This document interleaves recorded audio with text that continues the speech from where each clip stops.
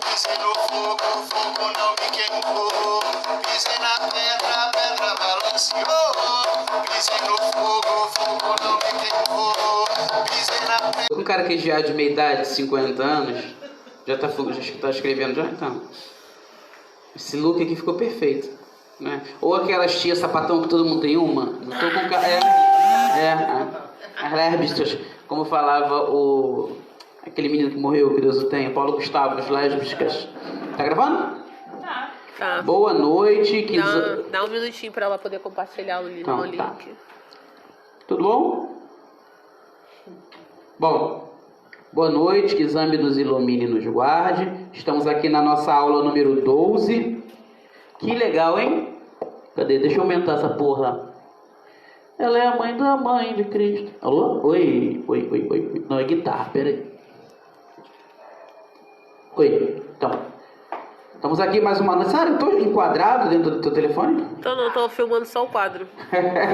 Bota pra cá, sua vaca. Eu tô te filmando, garoto. Deixa de ser doido. Então tá bom. Gente, boa noite. Que exame nos abençoe, nos ilumine e nos guarde. A gente está aqui na nossa aula número 12. Tu tá rindo de quê? Tu tá com dinheiro, né? Eu vou aumentar a sua mensalidade. Vou focar assim bem na sua testa, mano. Cadê o profissionalismo? Gente, brincadeiras à parte. Estamos aqui hoje, apesar de cansados, no nosso curso de Umbanda Universalista 2021. Aula número 12. Umbanda versus Candomblé. Da nossa apostila, daqui da casa. O material está disponível no curso, no grupo do curso, no WhatsApp.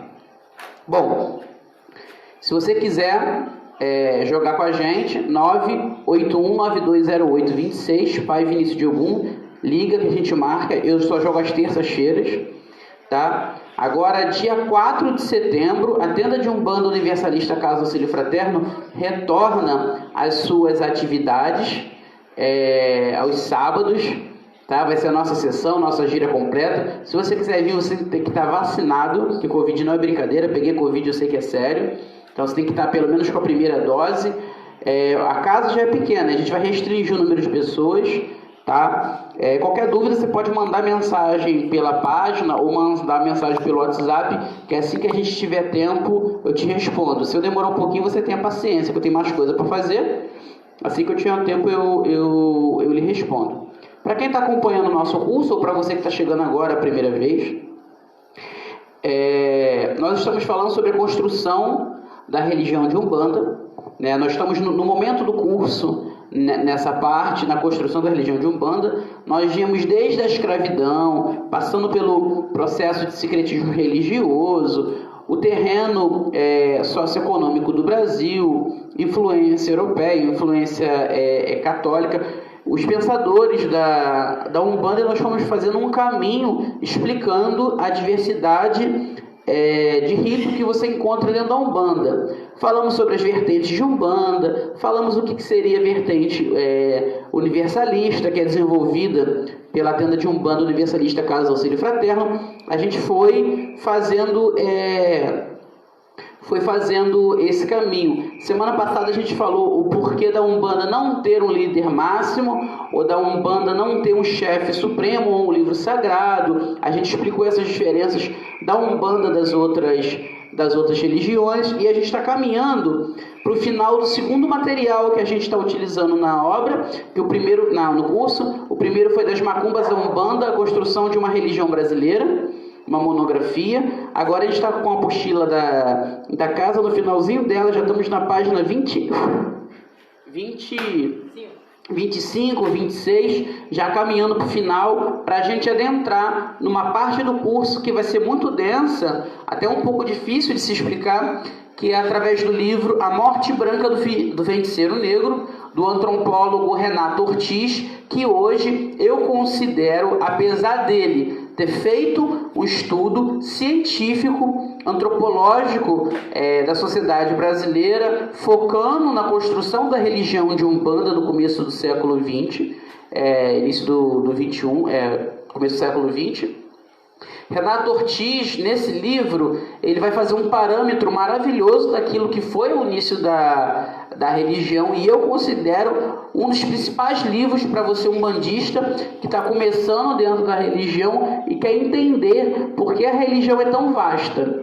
Eu aconselho que todos nós tenhamos esse livro. Esse livro não é escrito por um bandista, porém cai muito bem para a gente, tá? Então o nome do livro é A Morte Branca do Feiticeiro Negro, do antropólogo Renato Ortiz. Ele está disponível pela Amazon, está entre 60 e 70 reais. É maravilhoso. Da editora Brasiliense, se eu não me engano. Renato Ortiz, A Morte Branca do Feiticeiro Negro. E no curso você tem ele disponível em PDF gratuitamente. Bom, vamos lá. Eu vou ler o texto aqui para a gente não se perder. Se você tiver alguma pergunta, primeiramente, tem alguém no chat? Seja muito bem-vindo à nossa casa, à nossa página. Muito obrigado pela oportunidade de entrar dentro da sua casa. E gostaria de lembrar também, semana passada, a nossa página foi vista por torno de 28 mil pessoas. Né? Só 20 mil pessoas viram o texto do nosso filho Renato Pontes, mas 8 mil viram os outros conteúdos da nossa página. Eu agradeço, eu tenho entrado na casa de 28 mil pessoas.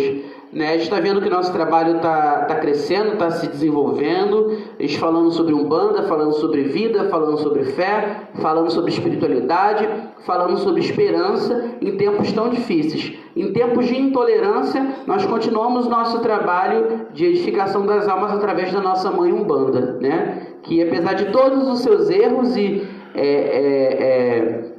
incoerências, a Umbanda ainda nos é uma grande mãe. Então, ter a possibilidade de ter entrado em contato com 28 mil pessoas em uma semana, para mim foi maravilhoso, tá?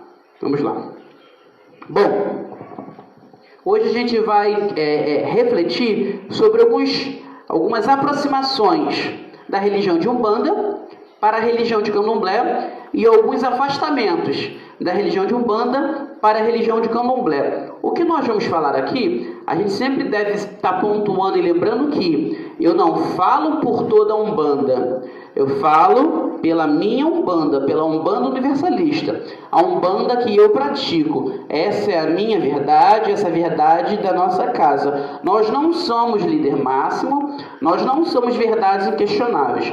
Nós propomos uma visão de mundo. Acata, vive, experimenta quem assim o queira. Então, tudo que eu falar aqui é responsabilidade minha sobre a visão de Umbanda nesses 18 anos de Umbanda que eu tenho. Tá? Não sou a verdade absoluta, nem quero ser. Deus me livre disso. Bom, esse texto que eu vou ler hoje, ele é de autoria. Deixa eu procurar a autora.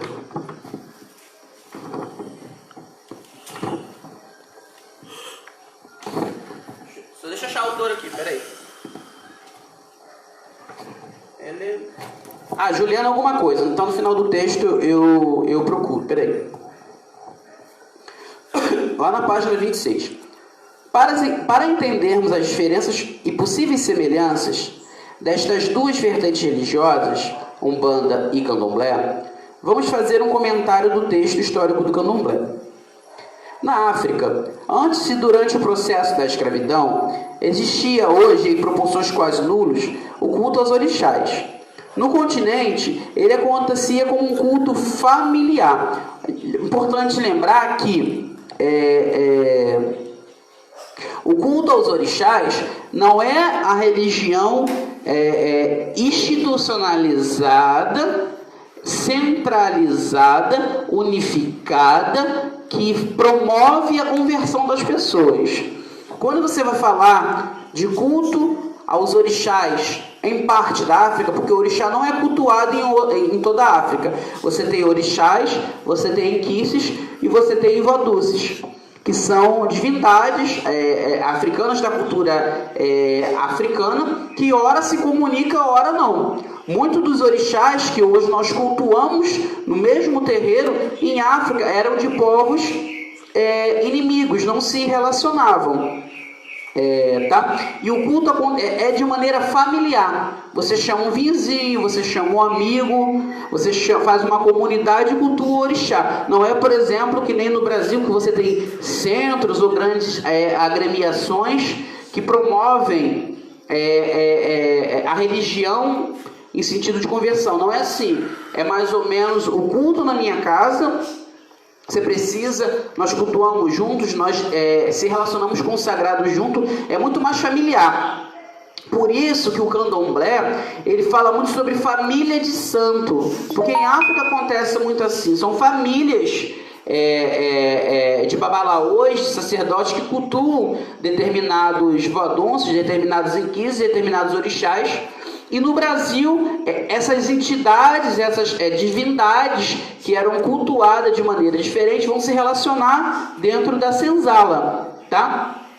A gente lembra que o candomblé, ele nasce no Brasil, você não tem a configuração do candomblé em África. O que você tem lá é religião tradicional iorubá, os nossos queridos irmãos que cultuam os vodus, os nossos irmãos que cultuam inquices, mas você não vai ter o candomblé. Ele vai se desenvolver, vai existir somente no Brasil através do encontro de quê? Dos africanos que estavam em situação de escravizados, de culturas diferentes, apesar de tudo ser da parte da África, e muitos eram inimigos entre si que vão ser obrigados a conviver dentro das senzalas, porque uma das características do processo escravocrata, para você evitar motins e revoltas, era você pegar escravos de origens diferentes, inimigos entre si, com idiomas e dialetos diferentes de si, e colocar no mesmo ambiente. Isso foi feito. E religiosamente foi feito um amalgamento das divindades, um amalgamento dos costumes, das maneiras de se entender o sagrado, e o que você vai ter hoje no candomblé. Vai existir, vai se formar enquanto religião de candomblé. Tá? No continente acontecia como um culto familiar e tinha relação com as regiões povoadas por tribos e reinos, como se cada território pertencesse a um orixá. Um exemplo, Ilé-Ifé é a cidade de Oxalá. Oió, o grande reino de Oió, que hoje não existe mais, é apenas um estado da Nigéria. Oió foi um grande reino, e o segundo reino da cidade de Oió foi o orixá Xangô. Historicamente, o único orixá que é comprovado a existência na Terra foi o segundo rei da cidade do reino de Oió, que é Xangô. Você tem Irê. A cidade de Ogum é a cidade de Irê, tanto que Ogum é conhecido como Ogum Onirê, rei da cidade de Nirê. Você tem o Xobô, que é a cidade de Oxum, e por aí você vai. E esse pessoal todo vai se encontrar tudo aqui dentro das senzalas do Brasil. Essas tradições foram trazidas para o Brasil pelos diversos grupos de povos africanos e se passaram por um processo e acabaram culminando no que hoje nós conhecemos como candomblé. A religião dos cultos de nação se classifica por uma religião afro-brasileira, pois nasce em solo brasileiro, mas possui matriz africana, buscando o resgate dos aspectos religiosos e culturais africanos. Bom, depois eu vou falar sobre isso, senão eu vou acabar me embolando aqui. A EQED e professora, doutora Patrícia Globo, explica no estudo sobre a tradição do candomblé que a crença é fruto de uma condição histórica específica, como a escravidão, que se consolidou no Brasil no mesmo processo em que a santaria aconteceu em Cuba e o voodoo no Haiti. Bom, a cultura europeia vai lá em África, destrói tudo, rouba, mata, estrupa, tira tudo daquele povo, lança o cristianismo lá como se fosse a tábua de salvação, pega esses habitantes, esses seres humanos que estavam lá em África, que eram constituídos com seus reinos, tinha toda a sua cultura local, que foi dizimada, destruída, espizinhada pela Igreja Católica, e começa a vender esse pessoal para a América, para os Estados Unidos, para a América Central e para a América do Sul. O processo que culminou no desenvolvimento do candomblé foi essas pessoas terem vindo escravizadas para cá. Isso a gente viu. No Brasil, aconteceu o desenvolvimento da religião chamada candomblé, que no começo vai ser o Calundum, que no livro... esqueci o nome, é escravidão de alguma coisa, mas eu vou trazer o livro aqui. Ele vai falar sobre o desenvolvimento do Calundum, que vai ser o pai do que a gente vai entender sobre o candomblé. Aconteceu o mesmo processo na ilha cubana e no Haiti. No Haiti, o voodoo ficou muito forte, e em Cuba vai se desenvolver uma religião chamada Santaria Cubana, que também tem uma cultura afro-cubana, que também tem os orixás como culto, mas é uma interpretação. Houve também lá um sincretismo. Tem o Ifá cubano também, que é oriundo da ilha. Então o que a gente pode observar? Que o encontro de culturas vai produzir religiões diferentes, porém com origem em África. A África, antes da entrada dos portugueses, dos espanhóis, dos holandeses, dos franceses, dos ingleses, era um continente muito rico, com vários reinos, vários povos. Se tinha toda uma estrutura social, todo um aparato cultural, existiam riquezas, e a Igreja Católica foi lá junto com o pessoal e destruiu absolutamente tudo. Hoje você encontra a África miserável. Miserável por quê? Por causa do culto orixá? Não, porque o cristianismo branco, a Igreja Católica Apostólica Romana, destruiu, dizimou toda aquela cultura e foi mandando riquezas, dinheiro, conhecimento, tudo para fora de África. Grandes reis, grandes pensadores da cultura africana simplesmente foram tirados de África como escravos. Se você conseguir pensar que por volta de 4 a 7 milhões de pessoas morreram somente no trânsito, isso que se sabe, no trânsito do Atlântico, da Costa do Marfim, de África, até a costa do Brasil, é muita gente. Você tem alguns países com toda essa população. A gente fala muito sobre o Holocausto do povo judeu, que foi um momento terrível da história da humanidade,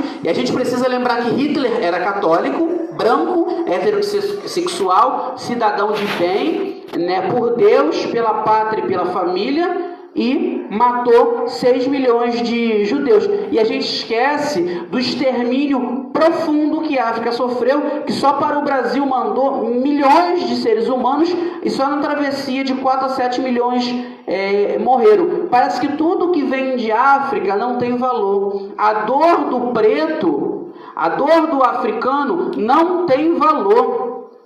As pessoas, por exemplo, como eu escutei um pastor falando perfeitamente, as pessoas, por exemplo, vão no cinema ver o filme de Thor. Aí os crentes vai, os católicos vai e compra pipoca e fica aquela felicidade toda. Só que Thor era um deus branco, louro, do olho azul, que recebia sacrifícios humanos. Xangô é um deus africano que só recebe sacrifício de animal. Mas se você botar Xangô no cinema, o crente não vai, Ou seja, tudo que vem de África é ruim. Tudo que vem de África não presta. Se você for pegar e você ver os relatórios dos conselhos estaduais e municipais do Brasil, hoje o Rio de Janeiro está no primeiro no ranking de... Isso faz tudo parte do estudo, tá, ô cambada? No primeiro no ranking de intolerância religiosa, a Umbanda e o Candomblé. Por que será que é a Umbanda e o Candomblé? Porque são religiões que partem de África. Tudo que vem de África é considerado ruim e menos. A África tem uma cultura maravilhosa. É uma cultura extremamente rica. É uma cultura forte, vivaz, que foi completamente espizinhada pela cultura católica branca. Então, assim, também faz parte do desenvolvimento do umbandista enquanto ser participante da religião começar a desconstruir determinadas situações que ele aprendeu enquanto religioso e entender que inconscientemente ele pode estar sendo também um produto de um racismo, né? Eu mandei, por exemplo, essa semana no grupo um texto de um dirigente de Umbanda falando que não cultua desculpa, que não cultua orixá. Deixa eu pegar minha água. Cadê a água? Cadê a água que tá no inferno? Pera aí.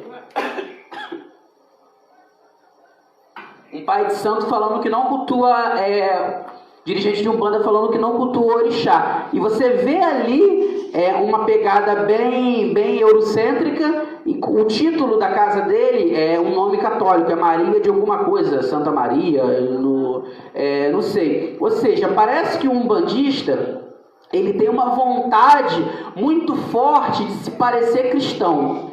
É uma vontade muito forte de se parecer bonzinho, caridoso, leal, paz e amor, espiritualidade, né? Eu vejo uma porção de umbandista batendo foto assim. É ridículo. Eu bato foto assim. Enfim, segurando a porra da guia, né? Um bandista fazendo tatuagem de cruz no braço. Enfim, é complicado. Isso tudo, gente, faz parte do contexto do nosso estudo. Agora a gente vai vamos conversar aqui sobre algumas diferenças entre a Umbanda e o Candomblé. Lembrando que essa apostila que foi feita quando eu tinha uma mentalidade um pouco atrasada, então eu vou aqui refazendo alguns conteúdos. Bom, origem 1. O Candomblé é um culto afro-brasileiro. A Umbanda é uma religião genuinamente brasileira, que agrega as influências dos cultos africanos, porém incorpora outras crenças, evocando um aspecto miscigenado no país. Discordo. O Candomblé é uma religião afro-brasileira. A Umbanda não é uma religião genuinamente brasileira. Porque essa questão, vocês que estão chegando agora e vocês que estão estudando, vão encontrar muito. A Umbanda é uma religião genuinamente brasileira. Não concordo. Só mentir, sabe? Não concordo. O Candomblé também nasceu aqui. E se há uma religião genuinamente brasileira, é a religião indígena. Essa, que é genuinamente brasileira, pura. Se vocês querem alguma coisa pura. Porque o Candomblé, a Umbanda, ele é uma mistura de culturas. A Igreja Católica aqui é uma mistura de culturas. Ela acaba se abrindo para os movimentos culturais. Por exemplo, você tem o culto aos não-santos, você tem o catolicismo popular, que é aquele catolicismo que faz simpatias e promessas, né? Aí, por exemplo, a igreja evangélica. A atual igreja evangélica no Brasil também é um produto cultural. Você, por exemplo, tem a Igreja Universal do Reino de Deus e da Rosa, que bota sal grosso, que bota fitinha no braço. O que é isso? Isso faz parte da cultura afro-brasileira e da cultura do catolicismo popular. E a Igreja Universal, mal e porcamente, ela vai pegar aquilo e vai sincretizar aquilo para ela. Também é uma situação brasileira, que isso só existe aqui. Ou seja, a gente não precisa falar que a Umbanda é genuinamente brasileira para falar que ela é melhor ou para dizer que ela é muito afastada do Candomblé. Não, o Candomblé também é brasileiro. Ele tem influência africana, a Umbanda também. Porque a Umbanda é genuinamente brasileira, pura, cristã e alva. Né? Então, assim, isso quando você vê genuinamente brasileiro, é um discurso de gente branco, hétero, com um pé dentro da igreja, que quer puritanizar a Umbanda. Segundo, orixás. Mesmo sendo duas religiões que mantêm o culto aos orixás, aí isso aqui é uma coisa bem grande. Cada um trata de forma diferente, isso eu concordo. Né? A gente tem uma visão um pouco diferente da visão do Candomblé. No orixá, o orixá na Umbanda é um mistério ou um ministério divino. Para o Candomblé, os orixás são ancestrais divinificados, considerados Deus da natureza. O Candomblé, ele vai entender o que é o orixá. O orixá é um ser espiritual que veio para a Terra para ensinar a humanidade a como viver. Ogum vai abrir os caminhos, vai trabalhar o ferro, vai ensinar a humanidade a trabalhar. O processo de progresso vem por Ogum. Ogum tem seus devotos. Os seus devotos se tornam cultuadores de Ogum. Quando eles morrem, eles vão ser cultuadores de Ogum, eles vão representar Ogum e vão ser divinificados como Ogum. Porque em África você não tem essa visão de morreu e acabou. Em África você só morre quando você é esquecido. A cultura africana ela vai adorar os seus ancestrais porque entende que nós só estamos na Terra porque alguém vem antes. E a maior expressão daquilo que pode ser divina é minha mãe, é o meu pai, são os meus ancestrais. Aquilo que é mais próximo de Deus é minha mãe que me gerou a vida. Aquilo mais próximo de Deus é meu pai que me gerou a vida. Os meus avós, os meus avós. Então eu cultuo esses seres que me geraram a vida e que hoje fazem parte de Deus. Está entendendo o quanto é diferente? O culto é baseado na ancestralidade. Tanto que, por exemplo, o candomblé ele vai sempre girar em roda e no sentido anti-horário do relógio. O passado, o culto aos ancestrais é um culto, aquilo que foi aprendido, é o culto aquilo que veio antes, tá?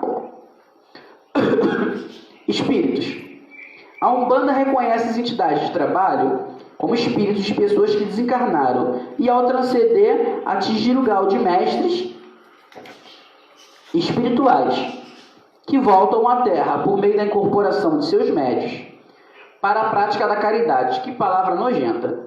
No candomblé mais tradicional, o espírito humano que volta à Terra para a manifestação por meio de alguém encarnado é um egum, uma espécie de alma. Bom, no candomblé tradicional, que se separa muito bem a Umbanda do candomblé, por exemplo, no candomblé tradicional, você não existe a questão de Exu. Existe o Orixá Exu. Maria Padilha, Tranca-Rua, isso não existe no candomblé tradicional. Isso é cunho da Umbanda. Por exemplo, preto velho, caboclo, criança, herê de candomblé é uma coisa. Herê de Umbanda é outra, invejada é outra. Eles entendem que toda alma que já incorporou no corpo é um ancestral. É um egum. É os cachorros latinos. É um ancestral. Vê lá para mim, por favor. É um ancestral. Esse ancestral é adorado como Egum. Egum, tanto que existe o culto de Egungun. O culto aos nossos ancestrais. O culto de Egungun é baseado naqueles que já não estão mais na Terra. A Umbanda não. Ela vai se relacionar, isso eu falo do candomblé mais tradicional. Por exemplo, o candomblé de Angola ou o candomblé de Caboclo, você já vai encontrar a presença de Caboclo. Por exemplo, a gente cita Pai Joãozinho da Gomeia, que fez 50 anos agora, que morreu.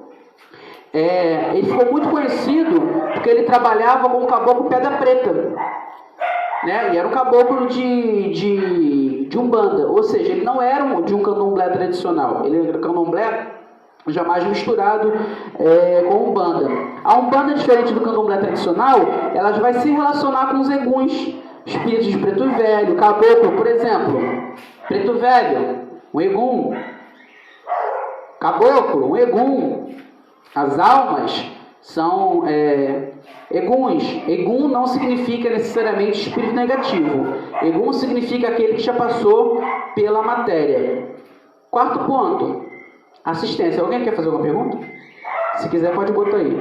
No candomblé, o atendimento é feito por meio de jogo de búzios. Já na Umbanda, é feito através de passe, limpeza espiritual e a conversa com os espíritos, através dos médios incorporados durante a gira. É a maneira mais comum dos visitantes do terreiro se relacionarem com a espiritualidade. Bom, há uma certa separação. Por exemplo, no candomblé, o filho de santo ou o cliente, ele vai jogar búzio e através do búzio ele vai saber o que a espiritualidade deseja dele. Essa é a única forma. Na nossa Umbanda, nós jogamos também búzio e a espiritualidade também dá consulta. Né? Você se consulta com o preto velho, com o caboclo. No candomblé, isso é inexistente. Isso o candomblé é aquele candomblé mais ortodoxo. transe e incorporação. Isso aqui é pouco observado, mas, por exemplo, no candomblé tradicional, no candomblé há incorporação? Não. No candomblé há transe. Por quê? O que é incorporação? Eu incorporar o mental do espírito. Incorporação está fora. O candomblé é transe. Acontece de fora para dentro.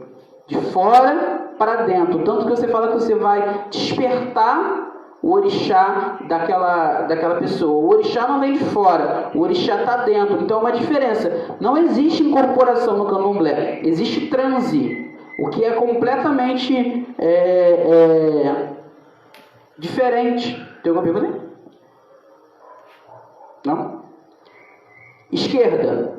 Exu na Umbanda é um espírito desencarnado. As umbandas mais antigas chamam de catiço. É um nome meio feio. E no candomblé é um orixá. Isso aqui dá um curso fenomenal. Exu orixá e Exu entidade. Eu não vou me aprofundar nisso hoje, porque haja conhecimento. Mas na Umbanda, a gente entende que Exu foram pessoas que viveram e hoje nos auxiliam. No candomblé é um orixá. O culto é completamente diferente. Não existe, por exemplo, Maria Padilha, Tranca-Rua, Marabô. E isso a gente fala no candomblé mais tradicional. É muito comum as pessoas de candomblé cultuarem os Exus de Umbanda. Então, de vez em quando, você vai ver uma festa para Maria Padilha, uma festa para Tranca-Rua, só que no candomblé mais tradicional, isso não existe. O candomblé ele acaba pegando muitos Exus de Umbanda porque traz movimento, todo mundo gosta muito de Exu. E, inclusive, eu vou abrir um parêntese aqui e vou dar uma opinião. Eu, enquanto pai de santo, eu sou muito questionado, que eu misturo muitas coisas, né? E até esses dias mesmo chegou um comentário a mim que uma pessoa falou que eu misturo muito e a pessoa não gostava disso, né? Engraçado que a mesma pessoa falou que eu misturo muito, é de candomblé e vive trabalhando com os pombagiras para ter uma cué, né? Para ter uma grana. Só que a pessoa é de candomblé, não é de Umbanda, então também está misturando.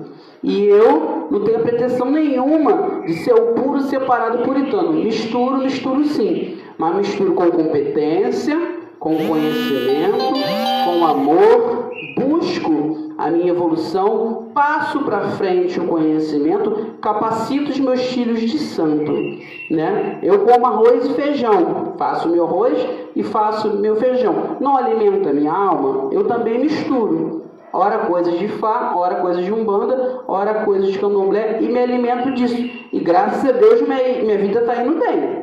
Graças a meu pai Ogum está indo bem. Então, eu não procuro aqui um puritanismo, pelo contrário. Tanto que a minha casa se chama Tenda de Umbanda Universalista. Tá? Se fosse para ser puro, botava Centro Espírita. Né? Mas, enfim, fechando aqui o parêntese, misturo mesmo. Minha casa é tudo misturado. Aqui é branco, preto, viado, sapatão. Só não gosto de bolsonarista. De resto, todos são muito bem-vindos. Tá? E antes de você falar que eu misturo, larga a tua pombagira, né, criança? Abate de animais, isso aqui eu não vou nem ler, porque a Umbanda não abate. Abate sim, tá? A minha Umbanda abate animais. Umbandas mais tradicionalistas, não. Secretismo religioso.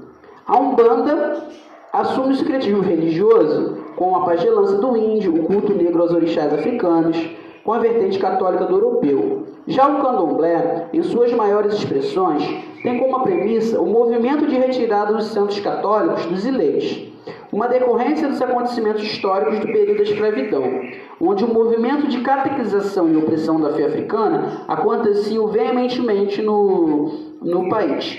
Nem tanto. É muito comum no candomblé, dentro da Umbanda, você batizar seu filho na igreja católica, o que para mim isso é uma agressão. A minha filha não é batizada dentro da igreja. Deus me livre eu batizar minha filha dentro de alguma coisa do cristianismo. Deus me defenda disso. Ela foi feita, o obi dela dentro da Umbanda. Eu sou umbandista. No candomblé você batiza as crianças. Na igreja católica, quando você sai de Aô, você vai assistir uma missa na Igreja Católica. O que é isso? É ranço da opressão. Uma das primeiras, se não a primeira, mãe de santos que quis promover uma volta às suas origens, buscando um distanciamento dos títulos da Igreja Católica, até em datas, por exemplo, o candomblé, ele segue o calendário católico, né, de quaresma, do carnaval, né, dia de todos os santos, ele tem todo um calendário baseado no calendário católico. E uma das primeiras mães de santo a questionar esse posicionamento do candomblé foi a excelentíssima senhora Mãe Estela de Oxóssi, já em memória, dirigente, mãe de santo do Leagel Bom Afonjá, na Bahia, e ela questionou, ela falou, não, nós somos candomblecistas. Tanto que, por exemplo, mãe menininha do Gandós, lá do Gandós, ela falava que ela era católica, ela não se colocava enquanto mãe de santo. Mãe Estela de Oxóssi já se colocava enquanto mãe de santo, e a maneira de se fazer e a liturgia do Ilhaxel Ponfonjá é completamente diferente dos outros. Eles não têm referência com o calendário católico, e os santos católicos não fazem parte daquele meio ali. Tá? A Mãe Estela de Oxóssi lançou vários livros. Inclusive eu tenho a Gabriela Domini, que foi a companheira de Mãe Estela de Oxóssi no meu Facebook, minha amiga de Facebook. Compre os livros de Mãe Estela de Oxóssi, que foi maravilhoso. Hoje o candomblé do Eliaxé Ponfonjá acho que está sob cuidados da Manhana de Xangô. Ilês e terreiros. A estrutura física do Ilê se difere um pouco do terreiro umbandista. Por exemplo, no candomblé, você não tem a presença do gongá. A estrutura de gongá, ela é uma estrutura unicamente da Umbanda, tá? O que você vai ter no candomblé? Um salão com ilê-axé, no comieira, agarrado no teto. Desculpa que eu tô tossindo, que eu tive Covid. Ficou uma tossizinha chata. E quando ele não é redondo, ele é muito largo, para que o culto aconteça de maneira circular. E geralmente a assistência, ela está em volta do salão principal. Na Umbanda não, você tem a presença do gongá. No candomblé você vai ter o roncó, o rondeme, que é o quarto onde os orixás ficam. Na Umbanda você vai ter o que nós chamamos de peji, tá? E a estrutura do terreiro, a assistência, fica separada do corpo mediúnico. Geralmente no candomblé você chama de ilê, abaçá e roça. Na Umbanda geralmente é terreiro, tenda, centro. Os assentamentos de Umbanda e de candomblé diferem também um pouquinho.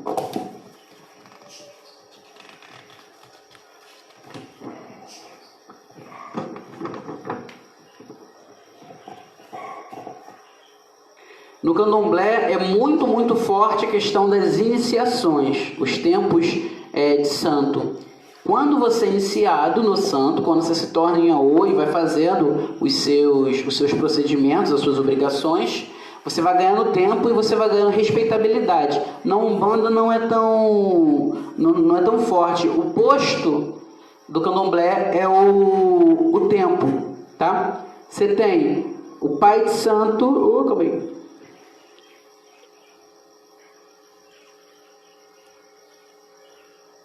No candomblé, a antiguidade é posto, por isso os mais velhos da religião são reverenciados pelos mais novos.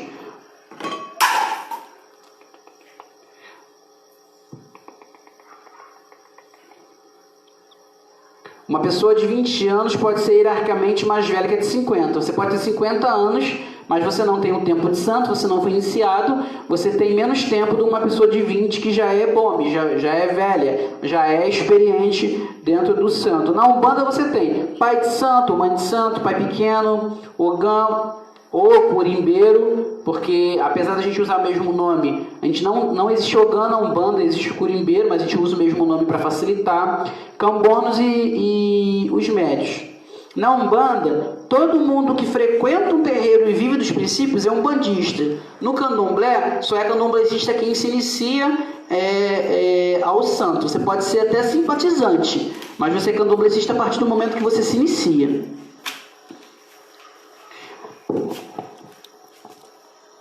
Isso aqui já é a coisa mais boba, assim. No candomblé eles acreditam que viver é bom, por isso que você volta. Na Umbanda é para você aprender, para você evoluir.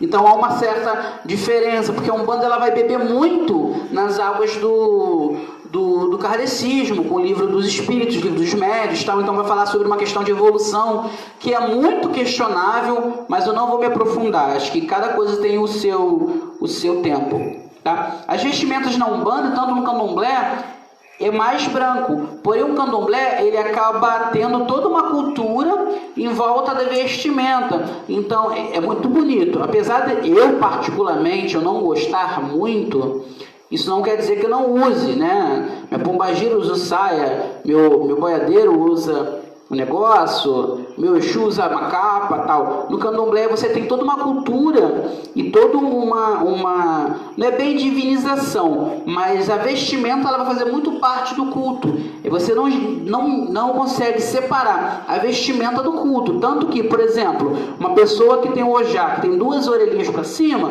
você sabe que é um ebome, uma pessoa que já tem grau dentro do candomblé, uma pessoa que as orelhinhas do ojá, do pano de cabeça, estão para dentro, somente em forma circular, você sabe que aquela pessoa é mais nova de santo. Uma guia mais formosa, mais frondosa, a pessoa tem mais tempo. Uma guia fina, você sabe que a pessoa é mais nova no santo. Uma pessoa toda de branco simples, chegou agora. Uma pessoa de rechelier, ou um orixá de rechelier, que é um tecido bordado, europeu, mas bordado, muito bonito, essa pessoa já é antiga de santo. Então, no candomblé, há uma mistura entre a vestimenta e a religião. Ela faz parte do culto religioso. Assim como, por exemplo, o pastor luterano bota aquele negocinho aqui, o papa usa, o padre usa uma estola ou um vestidinho preto, o papa usa um cedro. Cada religião, os crentes usam roupa social achando que vai todo mundo para uma audiência. Cada religião usa vestimenta. E o candomblé é muito forte vestimenta. Eu acho meio desnecessário, mas eu respeito. Tá? Os elementos.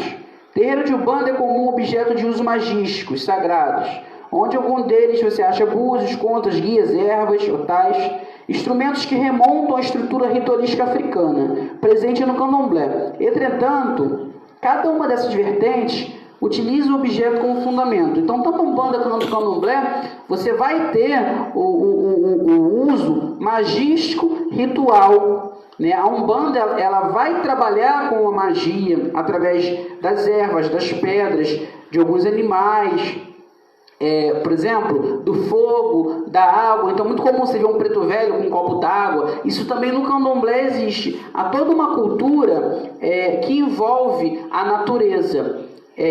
Na religião tradicional iorubá, eles vão chamar de medicina, mas não quer dizer que seja medicina convencional. A medicina iorubá, da cultura iorubá, ela entende que mente, corpo, espírito é uma coisa só. E para você tratar do espírito, você usa ervas, você usa animais, coisas que fazem parte da natureza. Porque, ao contrário do pensamento ocidental, que separa a mente, o corpo e o espírito em três coisas, a cultura tradicional iorubá, leia-se Ifá ou Ixixilabá, você vai compreender isso tudo como uno. E você não consegue separar aonde é matéria, para onde é espírito, para onde é mente. Você trata de você trata de todos esses aspectos. Então, por exemplo, caso você esteja doente, você vai usar determinados elementos da natureza. Caso você esteja com uma doença no seu sentido emocional, de relacionamento, você vai usar elementos da natureza. Caso você esteja doente no seu sentido financeiro, você vai usar outros elementos da natureza. Isso que é a cultura religião tradicional urubá. Eles vão falar medicina, mas não é essa medicina com a visão ocidental. É tudo muito junto e tudo muito misturado, né? O Quimbanda, que não tem nada a ver com a religião de Quimbanda, a gente precisa entender que dentro dessas religiões, da Umbanda, do Candomblé, do Catimbó, você vai usar termos iguais para funções diferentes. Um exemplo, você vai pegar e vai falar Exu, mas em que contexto? Porque pode ser Exu de Umbanda, Exu de Candomblé, que são coisas diferentes. Exu de Quimbanda, que é completamente diferente, o conceito é completamente outro. Você vai usar Quimbanda. Quimbanda era o quê? Era o médico, era o rezador, era o curandeiro, era tudo junto. Hoje, Quimbanda é o nome de uma religião nascida no Brasil também. A religião de Quimbanda é uma religião brasileira que faz um sincretismo através da... Como que maneira que fala? Oral. Não é oral. Palavras e termos.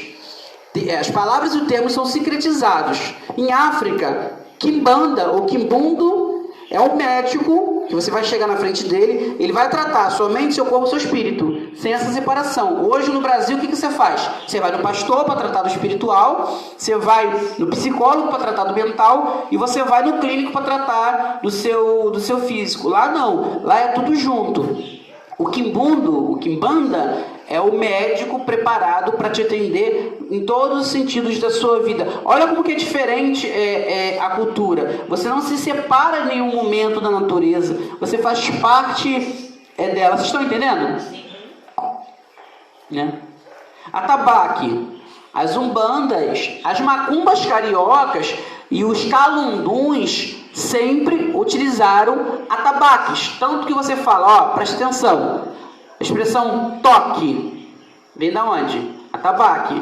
Vou dar um toque na minha casa. Macumba, ela é um reco-reco de madeira. Vamos aonde? Era muito comum na macumba carioca. Vamos num toque, vamos numa macumba. Por quê? Ou um pagode, que é o mesmo termo. Era utilizado muito nesses cultos a macumba, o reco-recozinho. E acabou se colocando o nome de macumba. Aí vem o crente desavisado, ignorante, estúpido, burro. Fala assim, se fosse boa não era macumba, era boa cumba. Eu falo, é macumba de maravilhosa, né? Então o termo macumba, vamos na macumba, é um reco-reco. Pagode, vamos num pagode, o termo pagode vai sair, inclusive, o carnaval, os pagodes, o samba, eles são de origem afro-brasileira, sai dos orixás, sai da macumba, né? Então, assim, isso tudo é questão linguística. Termos linguísticos são também parte e se processam também através do secretismo religioso. Então você que é participante da religião de Umbanda precisa também ter um conhecimento nesse sentido da forma linguística, da maneira que se fala e o que aquela palavra realmente está dizendo dentro daquela frase. Por exemplo, vamos botar um exemplo aqui. Você cultua Exu? Sim, mas que Exu você está falando? O Exu faz mal? Do que você está falando? Você precisa compreender o que significa aquela palavra que ele está falando. Você conhece a Quimbanda? Mas o que ele está falando? Ele está falando da religião de Quimbanda? Ele está falando do lado esquerdo da Umbanda? Ou ele está falando da cultura tradicional em África? É o mesmo nome. Então a gente precisa ter um conhecimento um pouco maior da maneira que se fala, para até que você conseguir passar a informação de maneira correta. Você vai na macumba? Vou no... mas a macumba é um objeto de percussão, você conhece? Aí você começa a quebrar. Mas se fosse boa, era boa cumba. Não, macumba é um represento de percussão. A minha religião se chama Umbanda. Ou macumba também, se você quiser, mas não tem nada a ver de mar. Então assim, você começa a passar informação, você começa a passar uma credibilidade e você quebra a outra pessoa. Você só quebra uma pessoa se você tiver conhecimento. Se ela tiver mais conhecimento de você, ela te quebra. Eu, graças a Deus, eu conheço a Bíblia de frente para trás, de trás para frente, e sei discutir não no sentido de sei discordar de um crente. Às vezes sei mais da Bíblia do que o próprio crente. Mas por quê? Eu me permito ao conhecimento, eu me permito aprender. Meu ori, graças a Deus, é abençoado. Hoje, um crente chegar perto de mim para falar alguma coisa, ele tem que ter muito cu. Ele acaba sendo estressado. Bom, na outra semana eu vou falar da diferença entre a Umbanda e o Espiritismo. Só para a gente terminar, que já está dando 9h20, é o horário que a gente termina, eu passei um texto no grupo, aonde um dirigente de Umbanda, um sacerdote de Umbanda, que eu não vou falar o nome aqui, mas é meu amigo no Facebook, colocava que não tinha orixá na Umbanda, que a Umbanda não cultuava, a Umbanda dele. E se você for ver todo o texto, no final do texto, o nome do terreiro é o nome de uma santa católica, de Nossa Senhora lá de alguma coisa, Santa Maria, alguma coisa assim. Você vê muito a Umbanda querendo se afastar do candomblé. As Umbandas como a minha, que são Umbandas que têm uma tendência maior ao africanismo, é muito mal vista no meio umbandista. Porém, as Umbandas que têm uma influência maior do espiritismo é muito bem vista, como uma Umbanda limpa, uma Umbanda light, uma Umbanda branca, uma Umbanda de mesa. O que esse pai de santo ele faz? Ele quer sempre limpar a religião. Esse pai de santo é um brasileiro, filho de seu tempo, com racismo estrutural profundo dentro de si. Ao passo que ele conhece e é devoto de Nossa Senhora, uma deusa, uma santa, católica, apostólica, romana, que chegou neste país através das caravelas de Pedro Álvares Cabral, matou, dizimou, estrupou, roubou, destruiu, escarneceu a cultura presente, destruiu, foi em África, matou, roubou, escarneceu, estrupou, humilhou os seus cidadãos, vendeu esses seres humanos como escravos, marcou-se a pele, dá-se uma hoxa, dá um nome cristão e o escravo passa a adorar. Esse senhor, que se intitula, que se coloca como dirigente de um centro que tem o nome de uma deusa cristã, católica, de uma santa católica, continua sendo aquele escravo que recebe a hóstia na boca e reza a Maria pedindo perdão. Então, assim, a gente precisa muito trabalhar. Que ele pense da maneira que ele quiser, o direito dele, eu não estou aqui, não falo por toda Umbanda, falo sobre a minha. Mas quando eu vejo uma adoração a um Deus cristão e um demérito às nossas divindades afro, eu paro para pensar o quanto, enquanto religiosos, a gente entende que nós estamos atrasados, né? E o religioso que não consegue compreender o contexto cultural, o contexto socioeconômico, a história da sua religião, no mínimo, é ignorante. Não no sentido de destratar alguém, mas no sentido de ignorar, no sentido de não conhecer a sua história. E a primeira oportunidade, a primeira forma que você destrói uma cultura, uma religião, é destruindo a sua história. É fazendo com que aquela pessoa não se reconheça dentro da história. E uma pessoa que promove um culto mediúnico, de interação com os mortos, onde há a presença de pretos velhos, onde há a presença de indígenas, e fala que não existe o culto ao orixá dentro da Umbanda, porque ele se coloca como o senhor da Umbanda, né? Ele fala que na Umbanda não existe culto ao orixá. No mínimo, está muito equivocado. Ele pode falar que na Umbanda dele ele não cultua. Hoje, meus irmãos, a melhor forma de você entender a sua religião é entender que ela é uma árvore muito grande, muito frondosa, com galhos completamente diferentes de si, com folhas completamente diferentes de si, mas vem de uma mesma raiz e dá o mesmo fruto. E você pode entender a Umbanda não como Umbanda, mas a Umbanda como religiões de Umbanda. Aí você vai conseguir compreender melhor que contexto a pessoa tá inserida.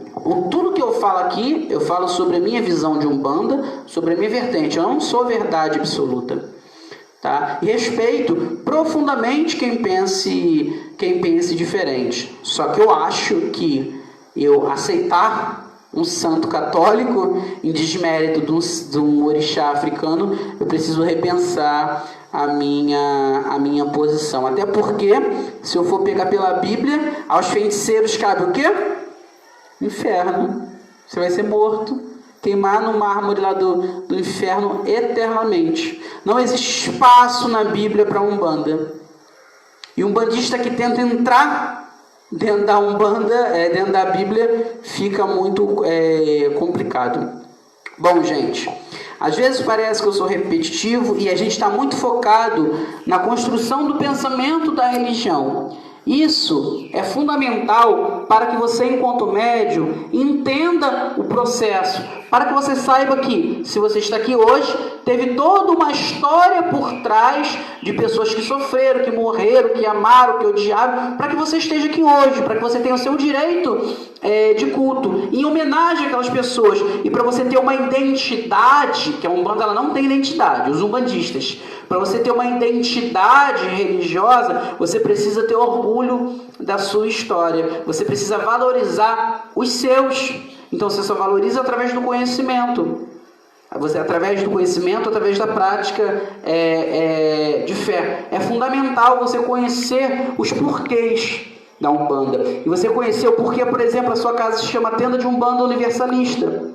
Você entender os processos e as vertentes, como que funciona, que às vezes não vão se falar entre si, mas também são Umbanda e merecem o nosso respeito. E tem muito da nossa discordância também. Durante o curso, nós vamos desenvolvendo o processo e nós vamos chegar na parte do Cristo, vamos nos aprofundar mais uma vez, fazer uma releitura do secretismo religioso, como que funciona todo esse processo. Você vai entender a questão dos rituais, como se processa o pensamento, o porquê do ritual é dessa maneira. O que eu estou propondo é pegar você da sementinha e te ajudar a crescer até você ser uma árvore. Só que isso leva tempo. Às vezes tem assunto mais interessante para a gente falar. Exu, que por si só se vende, né? Exu abre todos os caminhos. Enfim, se eu botar aqui assentamento de Exu, 20 mil visualizações.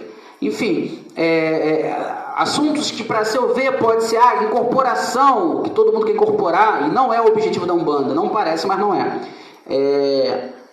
Sei lá, enfim, inconsciência mediúnica. Só que para a gente chegar lá, eu preciso de todo um caminho anterior, para que você esteja sólido intelectualmente. E com isso você vai fazer também um trabalho espiritual, para que espiritualmente também você se fortifique, para que você seja um médium pronto, um médium bom, um médium firme, um instrumento amolado na mão da espiritualidade. Só que tudo isso leva tempo, você tem que investir seu tempo, sua boa vontade de aprendizado. E um umbandista, geralmente, por ser uma religião que parece meio um balcão de negócios, né? Você entra com um problema e sai com uma solução. Infelizmente, um umbandista, ele quer tudo muito pronto e não se permite ao estudo. Um umbandista é burro, não gosta de estudar, não gosta de aprender, gosta das coisas prontas. E graças a Deus o Meori sempre me colocou como questionador. Eu gosto de saber o porquê, o pra quê, por que é que aquilo está aqui, como que chegou aquilo aqui, quem pensou, se alguém pensou naquilo, posso eu pensar também? Se tem alguém chegou a um resultado, eu também quero ter um resultado. Eu não preciso de ponte. O sagrado que fala com aquela pessoa também fala comigo. Não é Deus agindo? Então ninguém é maior do que eu, também não sou maior do que ninguém, só sou eu. Eu posso buscar o conhecimento, eu posso questionar, eu posso experimentar. Deus é uma experiência única, eu não tenho intermediários, eu não preciso de messias, de salvadores, de papas, de grandes pais de santo, porque eu tenho a mim. O melhor pai de santo do mundo é o meu. Quem é o meu? Sou eu. Eu sou o melhor pai de santo do mundo porque eu me trato. Você é o melhor pai de santo porque você se trata. Você é o melhor médico do mundo porque você se permite. Nós somos muito bons naquilo que nós fazemos, mas precisamos sempre querer melhorar, tá trabalhando, tá crescendo, buscando conhecimento, não para falar que a gente sabe muito, para mostrar o nosso conhecimento ao outro, de forma nenhuma, mas para solidificar a nossa fé. A nossa fé, ela vem pelo escutar também, pelo pensar. Né? A vovó Maria Conga fala que a fé ela não é lógica. Ela fala isso no sentido espiritual, mas no sentido de quando você compreende o mundo, ela tem que ser lógica. Lógica no sentido de eu preciso compreender o processo que me trouxe aqui. Eu preciso compreender que hoje eu sou um pai de santo de uma religião que se formatou através da opressão. Que pessoas morreram para que eu esteja aqui hoje. Eu não cheguei aqui do nada, eu tenho uma história, não sou um fungo, poxa. E a gente precisa aprender sobre isso, porque quanto mais a gente busca, quanto mais a gente aprende, não para passar somente por outro, porque a gente sabe e a gente é foda. Não! Para passar para a gente ter uma coerência na nossa vida, solidificar a nossa fé, mais a gente cresce. E a fé é a única coisa que a gente vai levar para a eternidade, porque a saúde acaba, o casamento acaba, teu emprego acaba, você bate o seu carro, a tua casa desmorona, pega fogo, você morre. Mas a única coisa que você leva para a eternidade é a sua fé. Então, quando a gente para estudar, para refletir, para buscar, para analisar e para de aceitar um Deus pronto, nós crescemos. Eu não quero o Deus do cristianismo, porque é um Deus pronto, um Deus depressivo que precisa ser adorado. Eu não quero o Deus do candomblé, eu não quero o Deus da Umbanda, eu não quero Deus de nada. Eu quero esse Deus aqui, esse Ori aqui. Deus está aqui como Deus está aí, e a expressão de como o divino se manifesta é particular em cada um. Eu posso falar o que é bom para mim, e eu falo o que meu coração sente, porém Deus tem que se manifestar em você. Eu não sou sua ponte para Deus, você é sua ponte para Deus, basta você querer despertar. E como você desperta a Deus? Olodumare, Zambi, o nome que você quiser dar, através da fé, do estudo, da renovação, do querer aprender, do querer evoluir, não por causa do outro, por aquilo que está fora, por Deus, pela religião, para você ir para o céu, ou para Deus te abençoar, não. Eu quero desenvolver Deus para o meu despertar, para a minha evolução pessoal. Lá na Rosa Cruz, nós falávamos assim: o Deus do meu coração, o Deus da minha compreensão. No começo da minha trajetória de Umbanda, eu tinha uma visão de Deus muito cristã. Hoje, graças a Olodumare e a Zambi, eu desconfigurei, porque eu descobri que esse Deus foi um Deus que me venderam pronto. O Deus do cristianismo, da igreja, da Testemunha de Jeová, da igreja evangélica, ele veio pronto para mim. Não foi um Deus que me fez sorrir. Foi um Deus que me oprimiu, que me trouxe depressão, que me trouxe tristeza, que me trouxe julgamento. Foi um Deus que não me permitiu me amar. Foi um Deus que não me permitiu entender. Eu só fui ter paz na minha vida, botar a cabeça no meu travesseiro, quando eu entrei na Umbanda. E descobri que Deus era muito mais do que aquele senhor de branco que fica anotando num caderninho aquilo que eu estou fazendo de mal para enfiar um tridente no meu rabo e me mandar para o inferno. Esse Deus abriu mão do meu batismo, abriu mão das minhas crenças na questão da ressurreição de Cristo, abriu mão de tudo que vinha da igreja porque me fez muito mal. Hoje eu posso botar a minha cabeça no travesseiro e dormir em paz. Por quê? O que a Umbanda me apresentou? Um Deus que falou ao meu coração e me despertou.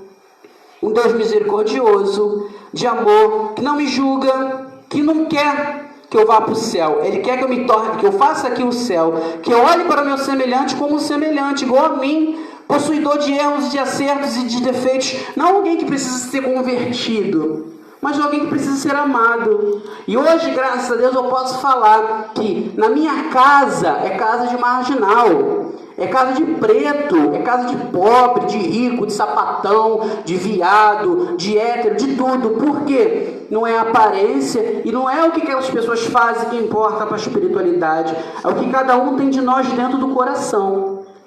É o que cada um tem de nós dentro da nossa alma. O que nos faz ser seres humanos. O que nos faz ser seres humanos é a presença de Zambi em nós. Não é o fato de eu crer em alguma coisa, é o fato de eu me permitir experimentar Deus, Zambi, dentro dos meus atos. Olha a diferença. Deus, ele não está fora.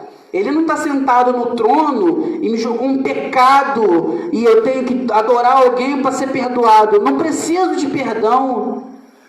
Eu sou puro amor. Eu só tenho que despertar cada vez mais esse amor em mim. Aonde que eu desperto? Através dos meus limites, através da compreensão dos meus erros, através dos meus atos, através do outro. A maior expressão que eu posso ter do ser humano depois de mim, de Deus depois de mim, onde eu vejo o reflexo do Deus que habita em mim? No outro. Do jeito que o outro é. Daquela forma que o outro é, ele tem que ser amado, porque Deus também habita ali. Deus habita em tudo. Então, só que eu só cheguei nisso através da vivência e através da busca de um estudo que saiu do tradicional, que não é um estudo que me ensina um Deus pronto, mas me ensina a construir uma percepção daquilo que Ele é dentro de si. E é isso que eu proponho nesse estudo. Quando você questiona fatores sociais, quando você questiona pensamentos das pessoas que vieram antes, de grandes pensadores, quando você bota o dedo na ferida e entende que a religião não é um processo vertical, do alto para baixo. Ele é um processo horizontal que acontece dentro das culturas e que toda cultura vai manifestar o aspecto religioso e ainda assim vai ter muito preconceito, muita limitação. Por quê? A religião e seus pensadores são filhos do seu tempo. E a religião, ela vai problematizar e ela vai repetir todos os preconceitos da sociedade. Daí a gente sempre peneirar e melhorando a sociedade cada vez mais. Eu quero que amanhã venha alguém e peneire aquilo que eu estou falando, para que traga coisas maiores e melhores, e venha outro, penere de novo, para que traga, e a gente vai se aprofundando, e vai crescendo, e vai tornando uma sociedade cada vez mais justa, porque o pensamento religioso bem apurado, ele é uma forma de você fazer uma sociedade mais justa, tá? Alguma pergunta aí? Gente, eu vou parar. Sábado, dia 4 de setembro, às 7h30 da noite, eu te espero aqui, na casa do Auxílio Fraterno, para Papai do Céu ali, ó, Zambi, Olodumare, tá de braços abertos aqui pra gente nos recebendo, a gente cultuar a nossa espiritualidade, os sagrados orixás, buscando aquele axé, aquela força para a nossa vida. Depois de aí quase 2 anos fechado, a gente volta com muita fé, com muita força de vontade, para fazer um mundo cada vez melhor, um mundo de pessoas mais justas, com muito respeito também à doença, que é uma doença que precisa do nosso respeito. Ou seja, você vai vir de máscara e pelo menos uma dose, manter o distanciamento, trazer o seu copinho para você beber água, para não ficar cada um bebendo nos copos aí, para não se embolar, tá? Muito obrigado, eu agradeço essas 28 mil pessoas que a gente falou, teve contato essa semana, o médio Renato está dando uma bola aí pra gente nesse sentido, a todos os médios, a você que me permite entrar dentro da sua casa, a você que me permite abrir seu coração para escutar a proposta da tenda de Umbanda Universalista Casa do Auxílio Fraterno. A gente fica em Nilópolis, Rua São Salvador, número 85, Fundos, portãozinho preto, pequeno. Meu telefone é 981920826. Eu te espero. Que Deus abençoe, que te ilumine, que te guarde, que você possa realizar os seus sonhos. Viu? Que você possa crescer, que você possa evoluir, que você possa despertar, que você possa se desenvolver para a gente fazer um mundo melhor cada vez mais. Ou deixar pessoas melhores no mundo, né? Muito obrigado, uma excelente semana. E sábado agora, viu? Eu te espero. Fica com o Zambi, viu? Abraço.